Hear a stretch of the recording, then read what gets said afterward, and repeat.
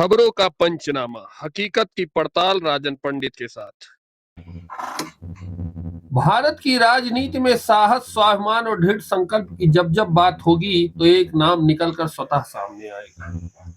भारतीय राजनीति में धर्म के लिए सबसे बड़े बलिदान की जब कभी बात की जाएगी तो यह नाम स्वतः ही आपकी आंखों के सामने घूमने लगेगा। वह नाम है उत्तर प्रदेश के पूर्व मुख्यमंत्री माननीय कल्याण सिंह जी का। मेरी इच्छा है कि जीवन भर भाजपा में रहूं और जीवन का जब अंत होने को हो तो मेरा शव भी भारतीय जनता पार्टी के झंडे में लिपट कर जाए।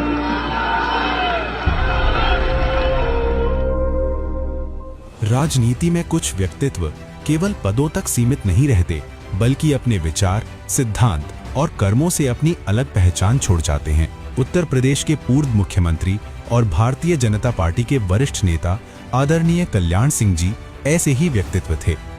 उनका जीवन सुशासन, दृढ़ संकल्प और राष्ट्र निष्ठा का प्रतीक रहा। अयोध्या में कार सेवकों पर गोली न चलाने का उनका साहसिक निर्णय करोड़ों राम भक्तों के हृदय में उन्हें अमर कर गया। उनका मानना था कि सत्ता भले चली जाए, लेकिन आस्था और आत्मसम्मान से समझौता नहीं होगा। कल्याण सिंह जी ने राजनीति को सत्ता का नहीं, बल्कि सेवा का माध्यम माना। आज भी उनका नाम ईमानदारी, साहस और लोक कल्याण के प्रति अडिग प्रतिबद्धता का पर्याय है।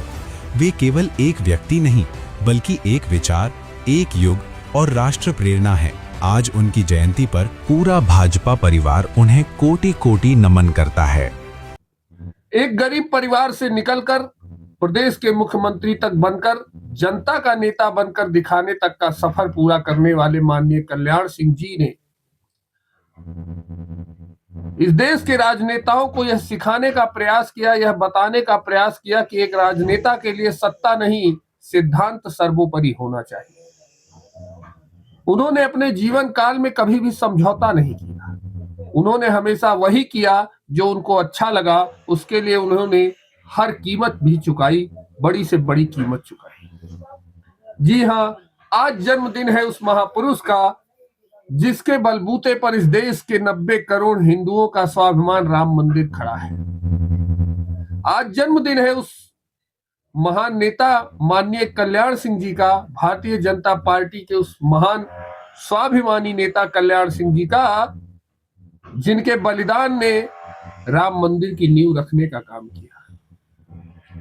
यह कहानी लगभग भारत के हर हिंदू को पता है, और जिनको नहीं पता है उन्हें यह जान लेना चाहिए कि आज हम राम मंदिर का दर्शन तो कर रहे हैं, आज हम राम मंदिर में जाकर गर्व तो महसूस कर रहे हैं, लेकिन उसके पीछे यदि किसी व्यक्ति का सबसे बड़ा बलिदान है तो वह माननीय बाबू श्री कल्याण सिंह जी का है।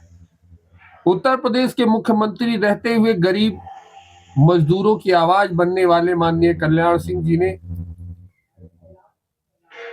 राम मंदिर के आंदोलन के समय अपनी सरकार का बलिदान किया था।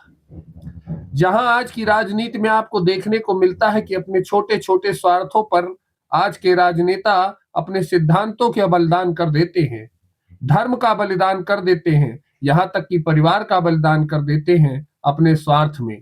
लेकिन माननीय बाबू कल्याण सिंह जी ने यह दिखाया था कि धर्म से बड़ा सत्ता सिंहासन कभी नहीं हो सकता।